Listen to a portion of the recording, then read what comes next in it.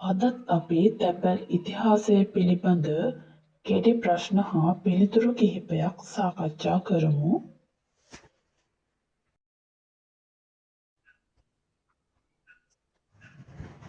ශ්‍රී ලංකාවේ තැපැල ආරම්භ වූයේ කවදාද? පිළිතුර 1798 වර්ෂයේ. ශ්‍රී ලංකා තැපැල් සේවාව වසර කීයක් පමණ සිට පැවත එන්නේද? පිළිතුර වසර 209ක් පමණ සිට පැවත ඒ. ලන්දේසින් විසින් පිහිට වූ මුල්ම තැපැල් කාර්යාලය කුමන ආයතනයක් යටතේ කටයුතු කළාද? පිළිතුර ඊස්ට් ඉන්දියා කම්පැනි යටතේ. ශ්‍රී ලංකාවේ ප්‍රථම ස්ථීර තැපැල් කාර්යාලය කුමක්ද? පිළිතුර 1882 දී කොළඹ පිහිටුවා ඇති තැපැල් කාර්යාලය. පළමු තැපැල්පතිවරයා කවුද? පිළිතුර ඒ කෙනඩි මහතා. දෙවන තැපැල්පතිවරයා කවුද? පිළිතුර ලුවිස් සංසෝනි මහතා.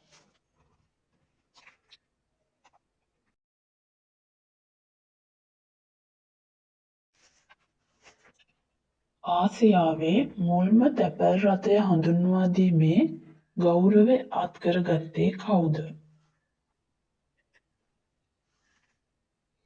පිළිතුර වන්නේ ශ්‍රී ලංකා තැපෑල. 1832 දී ආරම්භ වූ මුල්ම තැපැල් රථය ක්‍රියාත්මක වූ ප්‍රදේශ මොනවාද? පිළිතුර කොළඹ හා මහනුවර අතර. කොළඹ ප්‍රධාන තැපැල් කාර්යාලය තමන්ගේම ගොඩනැගිල්ලක් අත්පත් කරගත්තේ කවදාද? පිළිතුර 1895 දී.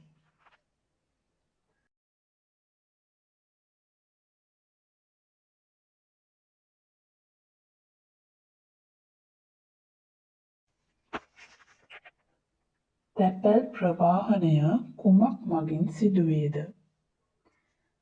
පිළිතුර දුම්රියෙන්, රජය හා පෞද්ගලික බස් රථවලින්.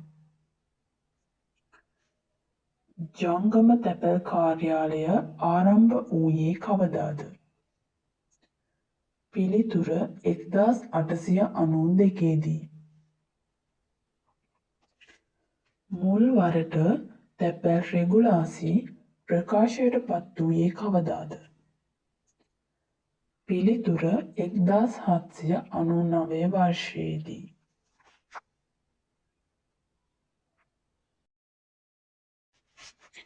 ශ්‍රී ලංකාව විශ්ව තැපැල් සංගමයට බැඳී සමාජිකත්වය ලබා ගත්තේ කවදාද?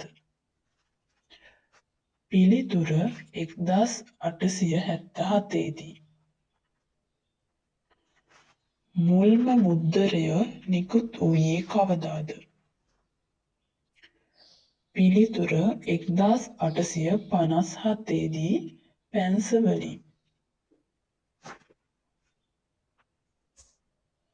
මුද්දර රුපියල් ශතවලින් මිලදී ගැනීමට පහසුකම් සැලසුම් වූයේ කවදාද?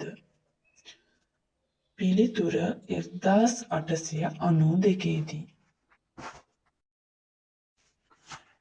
වර්තමානයේ ශ්‍රී ලංකාවේ තැපැල් කාර්යාල 4138කින් සමන්විත වෙනවා.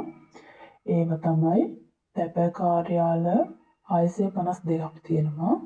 ඒ වගේම උප තැපැල් කාර්යාල 3354ක් තියෙනවා. ඒ වගේම ග්‍රාමීය හා වතු නියෝජිත තැපැල් කාර්යාල 132කුත් තියෙනවා. මේ වගේ එකතුව තමයි 4138ක්.